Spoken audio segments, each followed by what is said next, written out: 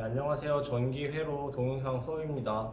저번 시간에 말했듯이 우리가 기말고사 전까지 학습해야 할 내용들을 모두 배워서 진도는 더 이상 나가지 않고 기말고사 시험 범위까지 우리가 학습했었던 내용들에 대해서 복습하는 시간을 갖도록 하겠습니다.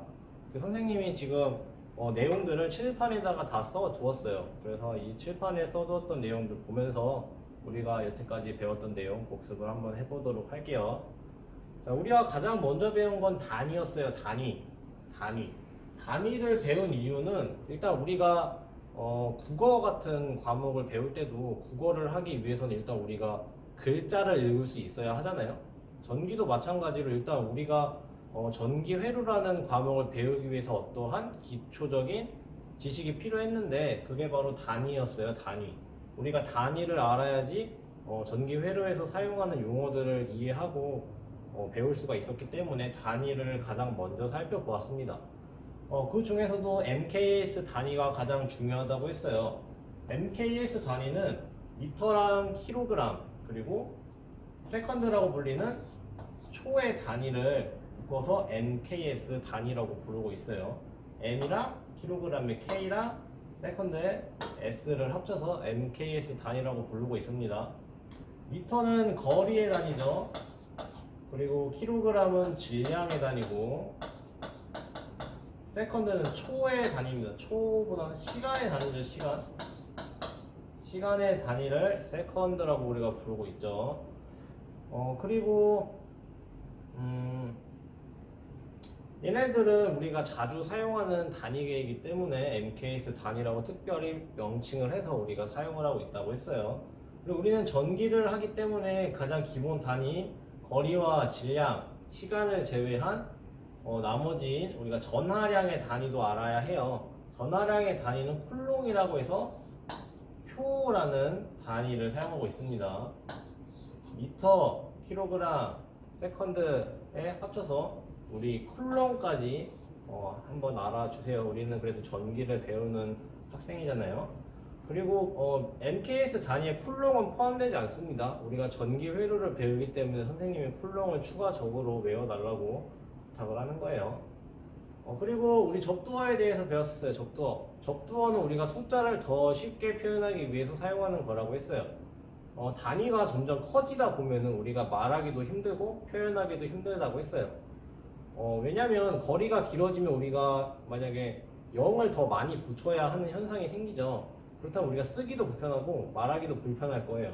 그래서 그런 거를 대신하는 킬로나 메가나 센치나 밀리 또는 마이크로와 같은 접두어를 사용해서 우리가 단위에다 붙여서 단위의 크기가 얼마인지 나타내주는 데 우리가 활용을 했었습니다. 다음으로는 우리가 원자에 대해서 살펴보면서 본격적으로 전기에 대해서 학습을 했었어요. 근데 원자가 선생님이 중요하다고 하진 않았고 원자 안에는 양성자와 전자가 존재하는데 보통 때는 양성자의 개수와 전자의 개수가 일치해서 정기적인 특성이 없다고 했어요. 근데 어떠한 열이나 에너지를 가했을 때 전자나 양성자의 개수가 변화하게 되고 그런 불균형은 전하라는 전기를 띠는 어떠한 물질을 만들어낸다고 했습니다. 물질은 아니고 일종의 현상을 그냥 전하라고 부르고 있는 거예요. 정기적 성질을 띠는 것을 우리는 전하라고 부릅니다. 이 전하가 생기기 위해서는 전자의 수와 양성자의 수가 달라서 이 불균형을 서로 맞추려고 하다 보니까 양성자의 개수가 적고 양성자의 개수가 많고 전자의 개수가 적고 전자의 개수가 많고 이 둘의 개수의 불균형에 따라서 개수를 맞추려고 평형 상태를 유지하려고 하다 보니까 둘 사이에는 힘이 작용하게 됐고 그 힘을 우리가 지금 전기라고 부르고 있는 거예요. 그래서 불균형이 생겼을 때 우리는 그것을 전하라고 표현한다고 했어요. 전자의 수가 양성자의 수보다 적다면 즉 양성자의 수가 전자의 수보다 많다면 우리는 이것을 양전하라고 부르기로 했습니다. 반대로 전자의 수가 양성자의 수보다 많다면 이것을 우리는 음전하라고 부르기로 했죠. 그래서 양전하와 음전하는 서로 평형 상태를 맞추기 위해서 힘이 작용해요. 양전하가 많고 음전하가 많고 뭐 이런 건 상관없이 양전하랑 음전하가 서로 있다면 서로 둘은 합쳐져서 평형 상태를 유지하려고 하겠죠. 그럼 서로 만나야지 평형 상태를 만들 수가 있을 거예요. 그렇기 때문에 양전하랑 음전하와 같이 전하의 극성이라고 우리가 보통 양이랑 음을 표현하죠. 즉 극성이 다를 때는 서로 잡아당기는 인력이 작용한다고 했어요. 그래서 극성이 다를 때는 인력이 작용하고 반대로 양성자랑 양성자가 만나 있다면 둘은 합쳐져서 평형 상태를 만들 수가 없어요. 그러니까 둘은 서로 멀어져야지 평형 상태를 만들겠죠. 전자가 많은 음전하를 띌 때도 마찬가지예요. 음전하와 음전하가 둘이 만났을 때 서로 합쳐서 평형 상태를 만들 수는 없죠. 그래서 서로 같은 극성을 가질 때는 서로 멀리 떨어져서 평형 상태를 유지하려고 하는 청력, 서로 밀어내는 청력이라는 것이 작용을 합니다. 그리고 그 인력과 청력을 수식적으로 표현한 것 우리는 쿨롱의 법칙이라고 말을 하고 있어요. 쿨롱의 법칙에서 살펴보면 우리가 뭘 할 수 있냐면 쿨롱의 법칙은 인력과 청력의 그 힘의 크기를 구하는 수학적인 표현이에요. 인력과 천력과 같이 전하 사이에서 작용하는 힘을 우리는 뭐라고 부르냐면 정전기력이라고 부릅니다. 정전기력. 멈춰있는 두 전하 사이에서 작용하는 힘이라고 해서 멈춰있다는 정과 힘이라는 력, 그리고 전기적인 힘이라고 해서 정전기력이라고 우리가 인력과 청력을 통틀어서 표현을 하고 있어요.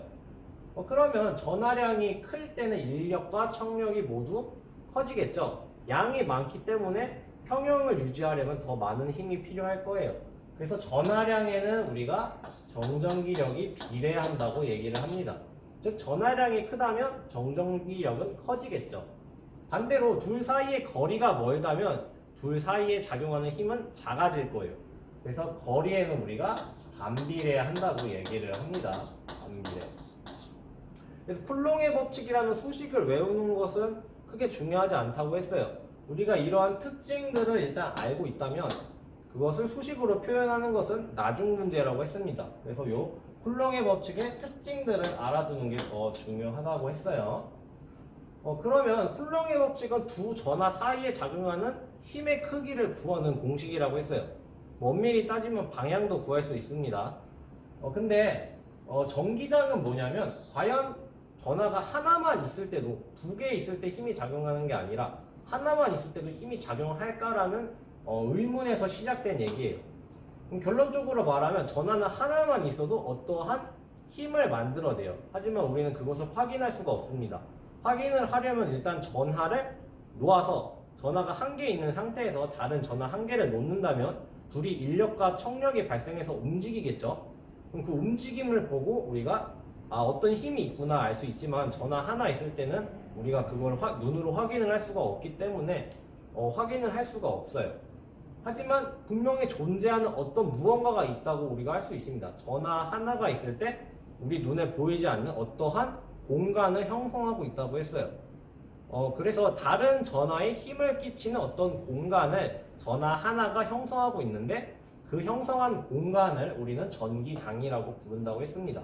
그래서 이 내용은 매우 어려워서 그냥 전하 하나가 있을 때 어떤 전기적 힘을 만들어내는 전기적인 힘의 크기와 방향을 만들어내는 어떤 공간을 형성하는데 그 공간을 전기장이라고 우리가 부르기로 한다고 했습니다. 어려운 내용이기 때문에 간단하게만 하고 넘어간다고 했었어요.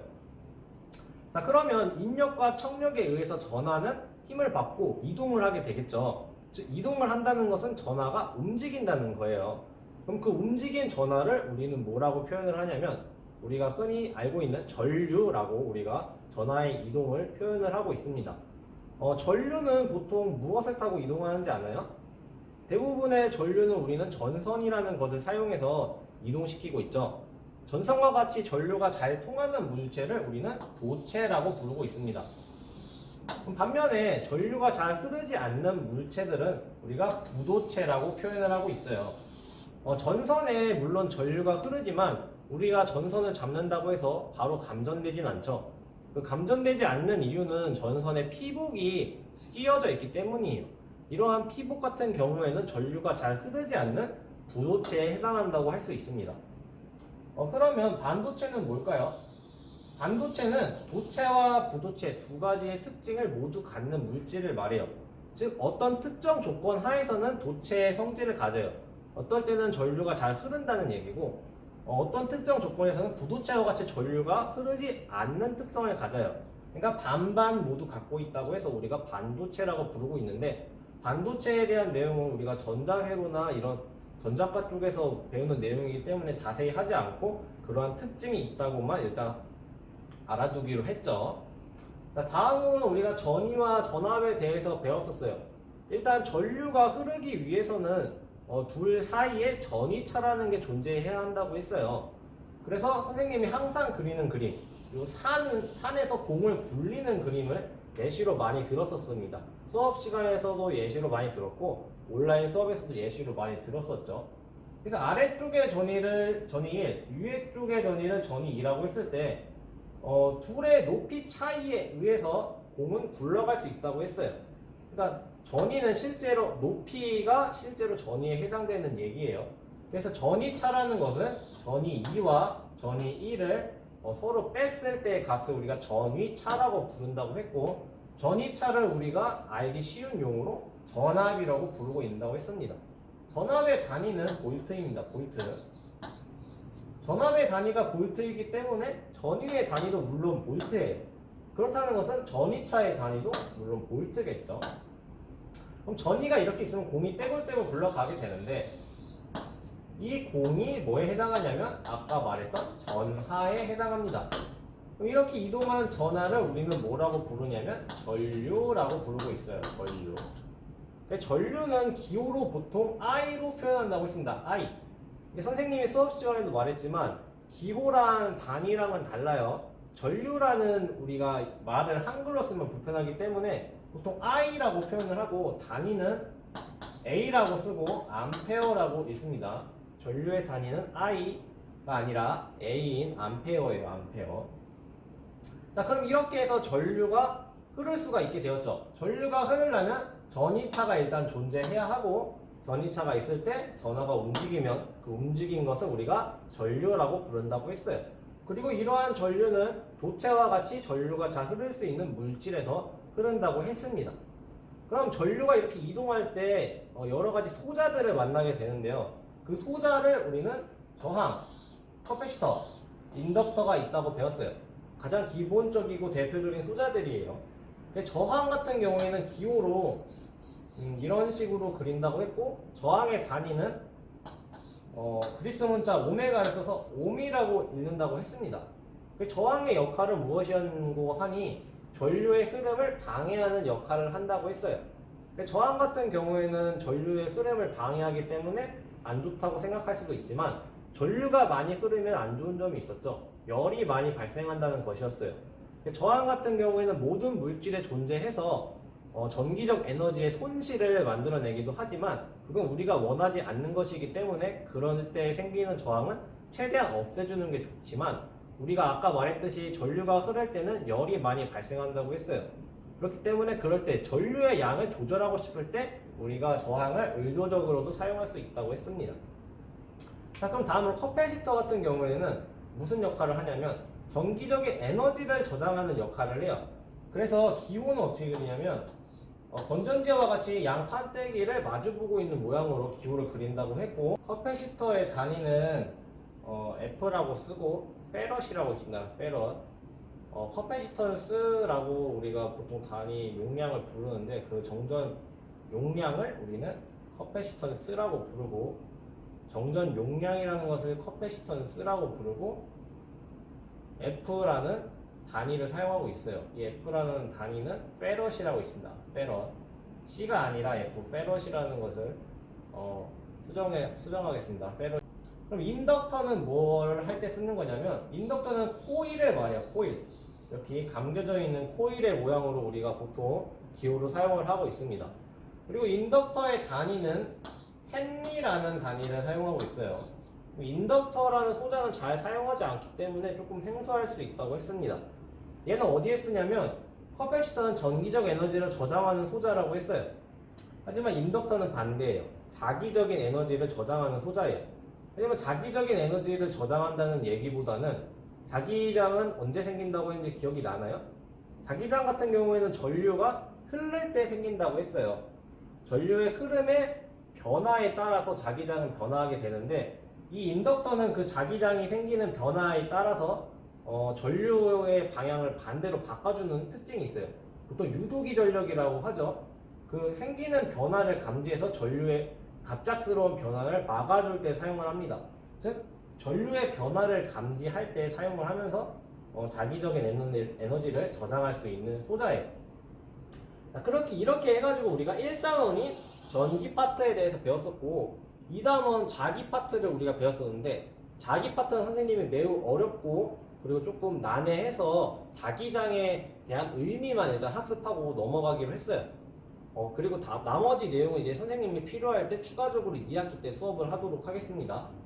그래서 우리가 자기장을 발생시키는 가장 대표적인 장치인 릴레이를 가지고 예시를 많이 들었고 릴레이는 우리가 수업 시간에 많이 사용하기 때문에 특히 알아두어야 한다고 했어요. 릴레이의 구성은 일단 코일이 존재하고 코일 안에 접점들이 존재했어요. 접점. 그리고 이 접점을 기계적으로 원래 상태로 돌려주는 스프링이라는 것이 릴레이 안에서 존재를 했었죠. 자기장 같은 경우에는 전류가 흐를 때 발생하는 어떠한 자기적인 공간을 의미합니다. 전기장 같은 경우에는 전하가 있을 때 전기적 특징을 생기게 하는 어떠한 공간을 얘기하고요. 자기장과 전기장은 약간 독특한 특징, 비슷한 특징을 가지고 있어요. 자기장 같은 경우에 공간이라고 했지만 선생님이 복잡하게 이상하게 생각하지 말고 간단하게 말해서 자기장은 그냥 자석 정도로 이해하자고 했어요. 자석.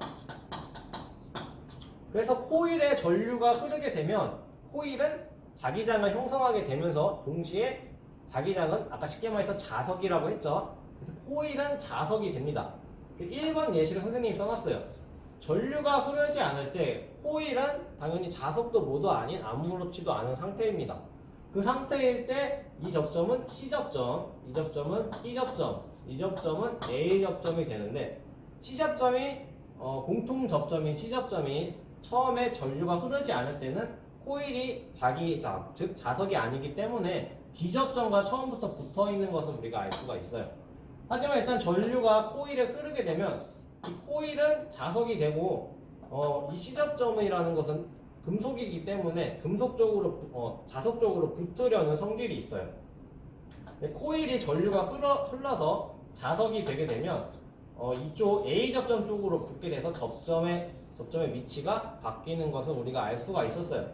그러면 전류가 다시 흐르지 않는다면 스프링의 탄성력에 의해서 원래 자리인 B접점으로 가서 붙게 된다고 선생님이 설명을 했었습니다. 우리가 1, 2단원에서 배운 내용은 여기까지고 다음에는 이제 직류 회로에 대해서 한번 살펴보도록 하겠습니다. 자, 그러면 3단원 내용인 직류 회로에 대해서 살펴보도록 할게요. 직류 회로 같은 경우에는 똑같이 전기 회로지만 직류 전원 장치를 사용하는 것을 우리가 직류 회로라고 부르기로 했었죠. 직류 회로에서는 일단 직류가 무엇인지 알아야 했어요.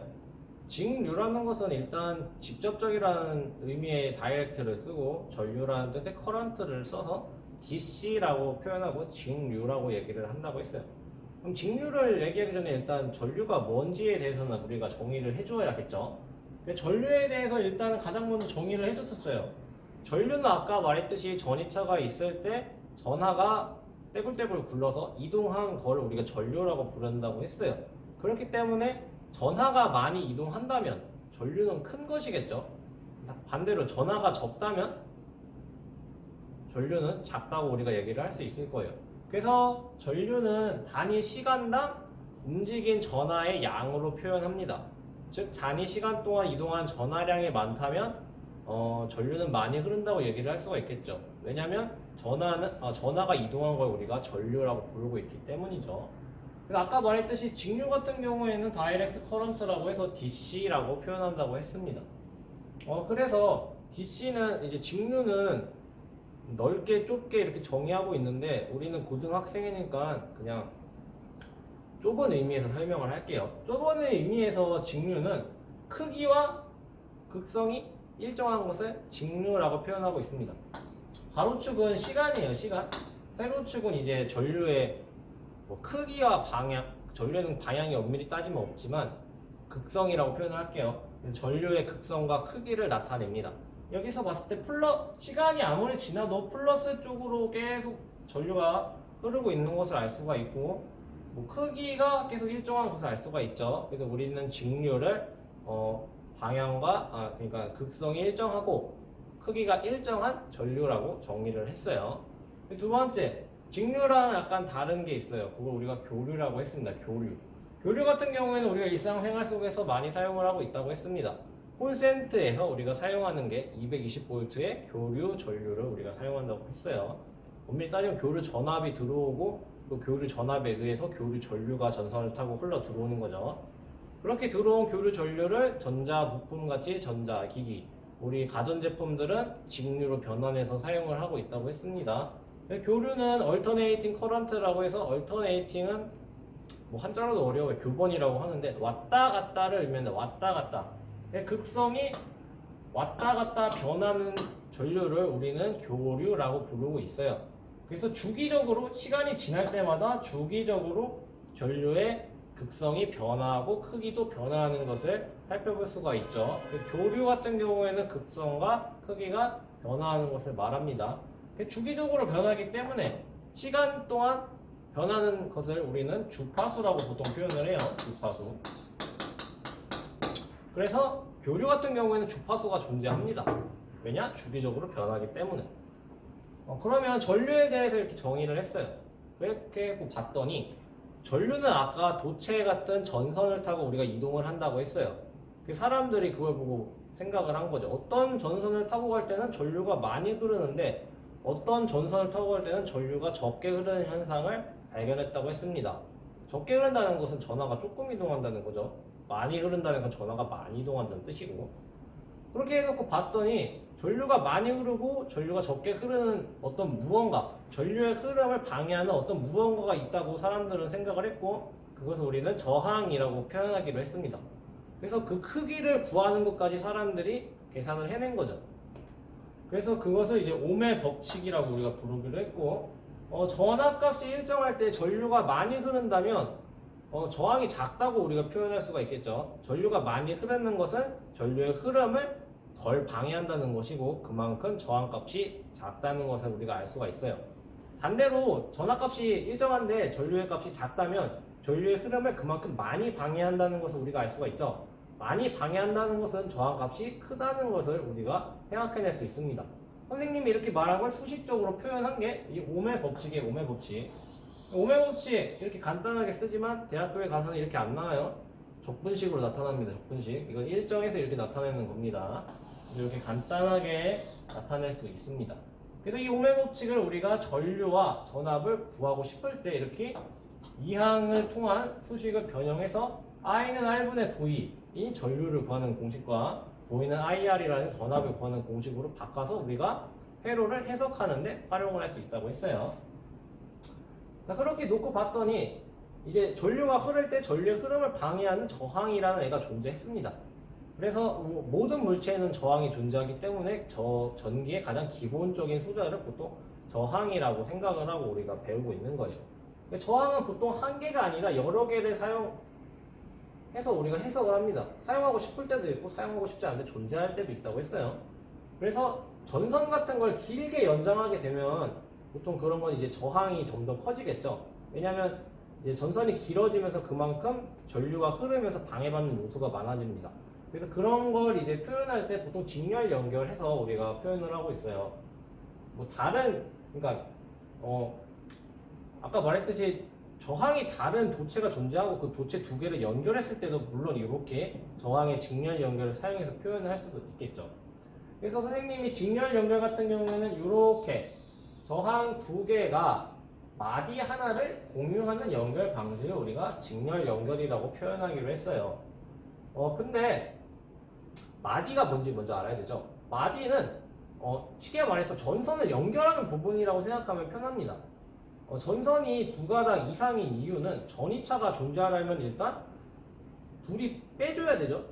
뭐가 있어야지 두 개니까 뺄 수가 있는 거죠. 그렇기 때문에 전이차가 존재하기 위해서 전기 같은 경우에는 기본적으로 전선이 두 개 이상이 존재할 수밖에 없어요. 근데 저항 같은 경우에 보면은 전선을 연결할 수 있는 부분이 두 군데 있는 것을 알 수가 있습니다.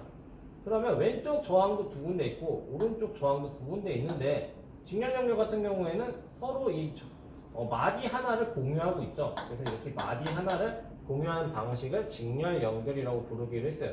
저항 두 개가 마디 하나를 공유하는 방식을 직렬 연결이라고 부르기로 했습니다. 그럼 이렇게 연결된 이 저항 두 개를 하나의 저항이라고 생각을 하고 총 저항값을 우리가 계산해낼 수가 있었는데 두 개 이상의 저항의 전체 저항값을 우리는 합성 저항이라고 부르기로 했어요. 합성 저항. 그래서 직렬 연결 같은 경우에는 합성 저항값을 이렇게 구할 수가 있습니다. 각각 연결된 저항값들을 모두 더하면 직렬 연결된 전체 저항값, 합성 저항값을 우리가 계산해낼 수 있다고 했어요. 자, 그러면 직렬 연결을 쉽게 볼 수 있는 회로에 대해서 한번 생각을 해볼게요. 우리가 어떤 제품을 사용한다고 생각을 해볼게요. 모든 제품에는 저항이 존재합니다. 근데 그 제품에 8옴짜리, 구체적으로 얘기하는 게 더 나을 것 같으니까 뭐랄까 선풍기라고 할게요. 선풍기가 저항이 8옴짜리를 우리가 쓰고 있었어요. 근데 이 선풍기를 회전시키려면 전 10V의 전압이 필요했던 겁니다. 이렇게 전기력 에너지를 공급하는 원, 전지나 파워 서플라이, 콘센트 뭐 이런 것들을 우리는 전기를 공급하는 원이라고 해서 전원장치라고 부르고 있어요. 이 전원장치라는 용어 또한 중요합니다.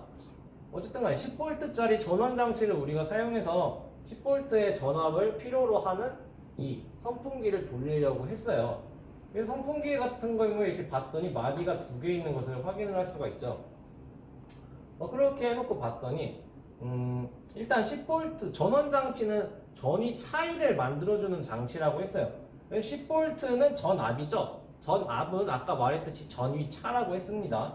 그래서 전위 차가 10V를 만들어주는 이 전원장치인데 우리가 각각의 전위 값을 구할 수는 없어요. 그래서 아래쪽을 쉽게 해서 우리가 0V의 전위 값을 갖는다고 생각을 해볼게요. 그리고 이 위쪽은 10V의 전위차가 있기 때문에 아래쪽이 0V라면 위에 쪽은 10V가 되겠죠.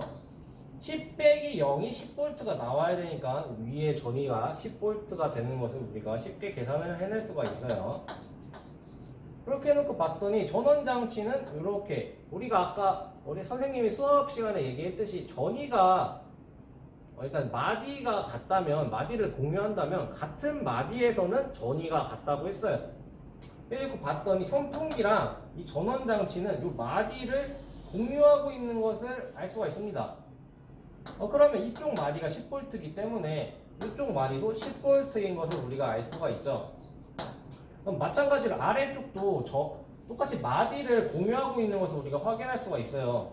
그래서 아래쪽 마디 같은 경우에는 0V가 되는 것을 알 수가 있고 선풍기에 걸리는 전위차를 우리가 계산해낼 수가 있죠. 각각의 마디의 전위를 우리가 알았기 때문에 요 선풍기에 걸리는 전위차는 10 빼기 0인 10V가 걸린다는 것을 우리가 알 수가 있고 아까 이 선풍기는 10V의 전압을 요구하는 장치라고 했습니다. 그럼 10V를 걸었기 때문에 선풍기가 잘 돌아갈 수 있겠죠. 하지만 실제로 이렇게 구성을 한다면 돌아가지 않는다고 했어요. 왜냐하면 아까 말했듯이 모든 물체에는 저항이 존재한다고 했어요. 전선 또한 예외가 아닙니다. 전선도 저항이 존재를 해요. 그래서 알고 봤더니 요 사이에 이렇게 저항이 존재했던 겁니다. 이 저항은 우리가 2옴이라고 한번 해볼게요. 2옴. 이 저항이 2옴이라면 마디가 또 생겼죠. 여기 마디, 여기 마디. 그래서 이쪽 마디를 공유하고 아까 10V를 공유했던 이 마디는 전원장치랑 마디를 공유하는 게 아니라 이 저항의 오른쪽 부분과 마디를 공유하는 것을 알 수가 있어요. 그럼 여기 이제 10V가 더 이상 아니게 되는 겁니다. 왜냐? 마디가 달라졌으니까. 그래서 우리가 이거를 오메 법칙을 통해서 계산을 하면 뭐 쉽게 나와요. 여기는 8V의 전위차가 걸립니다. 그럼 이쪽의 전위는 8V가 되는 것을 알 수가 있죠. 그리고 이 저항에 걸리는 전위차는 2V가 된다는 것을 우리가 계산을 해낼 수가 있어요. 볼트죠, 볼트. 보시면 플러스 마이너스 2V가 된다는 것을 알 수가 있습니다. 그러면 우리가 원래 이 선풍기에 10V를 전달했어야 했는데 지금 8V밖에 전달되지 않았어요. 왜냐? 이 중간에 전선이 갖고 있는 저항이 2V를 소비했기 때문이죠. 물론 이런 것처럼 10V를 8V로 낮춰버린 이러한 전압들을 우리는 전압 강하라고 해요. 전압 강하. 기존의 전압값을 낮췄다고 해서 우리가 전압 강하라고 표현을 하고 있습니다. 전압 강하. 전압값을 낮춰서 전압 강하라고 부르고 있고, 선풍기와 같이 우리가 원래 사용하려고 했었던 제품, 우리가 전원 장치를 통해서 전기를 공급해서 원래 전기 에너지를 사용하려고 했었던 그러한 장치들, 즉 에너지를 실질적으로 소비시키고 싶었던 장치를 우리는 부하라고 부르고 있어요. 부하. 그래서 이 부하랑 전압 강하는 실제 생활에서 우리가 고려해야 되는 사항들이 많기 때문에 우리가 잘 알아두어야 하는 용어입니다. 전원도 마찬가지고요. 그러면 그렇게 생각할 수도 있어요. 전선도 2V 소비하지 않았냐 이렇게 생각할 수 있는데, 우리가 원하지 않는 소비는 보통 손실이라고 표현합니다. 부하가 아니라. 이런 애들은 손실이라고 우리가 표현을 해요. 다음으로 병렬 연결에 대해서 알아볼게요. 병렬 연결은 우리가 실생활에서 보기 쉬운 연결 방식이라고 했어요. 콘센트에 우리가 꽂아서 사용하는 것도 병렬 연결의 한 부분이라고 했습니다. 병렬 연결 같은 경우는 위아래 연결하는 걸로 우리가 보통 생각을 하는데, 선생님이 정의를 새로 해주었죠. 마디 두 개를 공유하는 방식을 우리는 병렬 연결로 정의하기로 했습니다. 마디 두 개를 공유하는 방식을 병렬 연결로 하겠다. 병렬 연결을 해놓고 봤더니 수업 시간에 설명을 했지만, 병렬 연결을 하게 되면은 사용되는 전류의 양이 증가해요. 전류의 양이 증가했다는 것은 전압이 일정한데 전류의 양이 증가했다는 것은 저항이 낮아졌다는 것으로 우리가 생각을 할 수가 있죠. 그래서 저항을 낮아지게끔 공식을 만들다 보니까 이런 식으로 분수로 표현을 하게 됐습니다. 그래서 합성저항값을 구할 때 역수를 취해서 더한 다음에 다시 역수를 취해야지 우리가 합성저항값을 구해낼 수가 있어요. 하지만 저항 두 개 한정에서는 그냥 이렇게 공식 써서 구할 수가 있습니다. 저항 두 개 있을 때는 저항 두 개를 더한 것 분에 저항 두 개를 곱한 걸 하면 우리가 합성 저항값을 손쉽게 계산해낼 수가 있어요.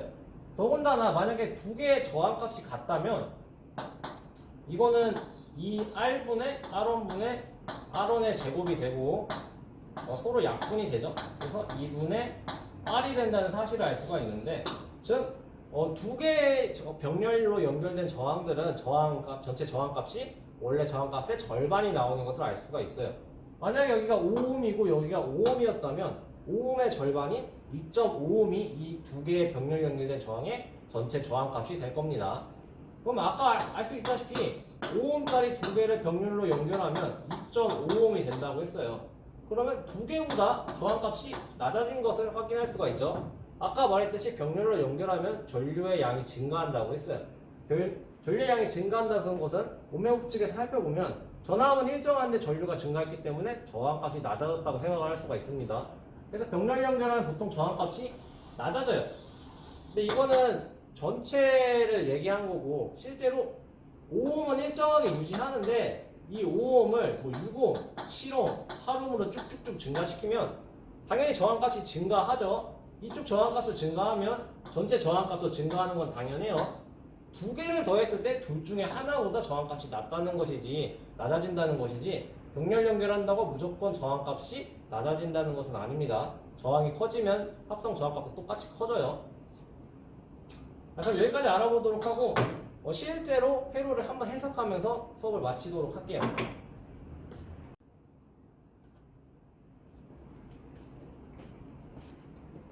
자, 그러면 대표적인 직렬회로 두 개를, 직렬회로는 아니지, 대표적인 직류회로를 두 개 해석하고 수업을 마치도록 할게요.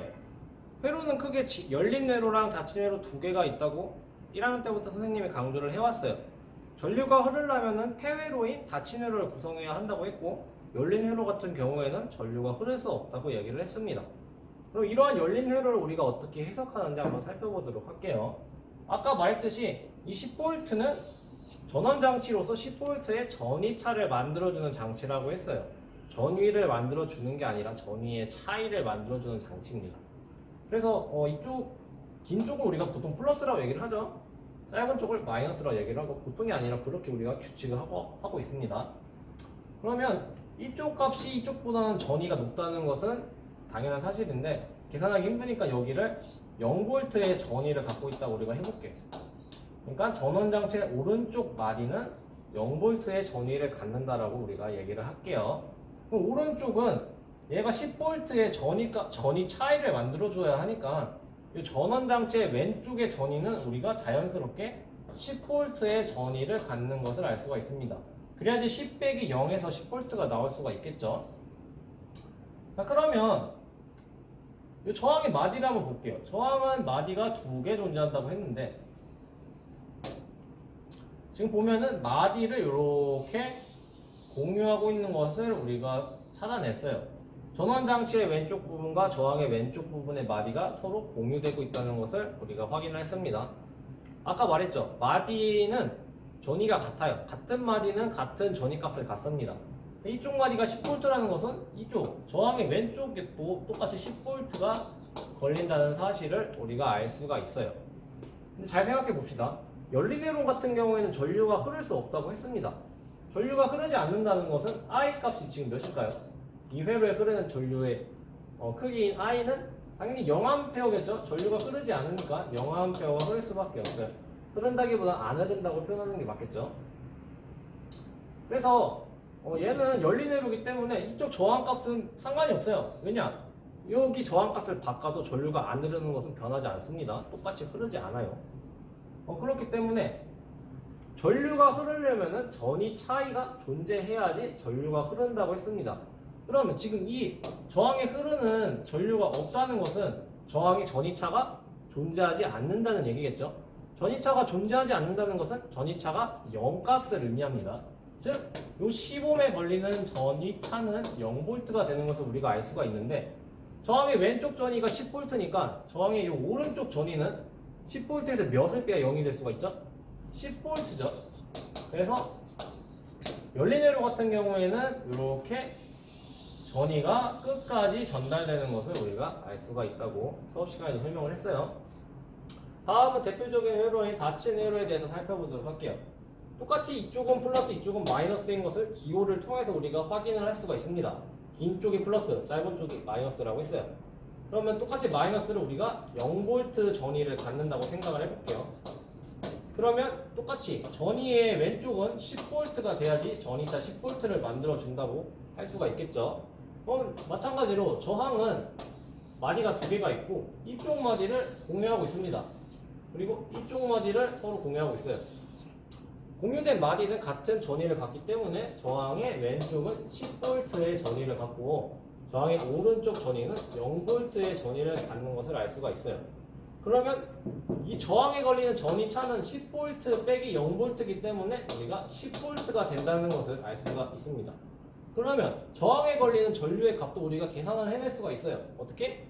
오메 법칙을 사용해서 I는 I분의 V이기 때문에 저항에 걸리는 전류 I는 저항의 저항값 10ohm분의 저항의 전압값인 10V를 해주게 되면 우리가 1A가 나온다는 것을 손쉽게 계산을 해낼 수가 있어요.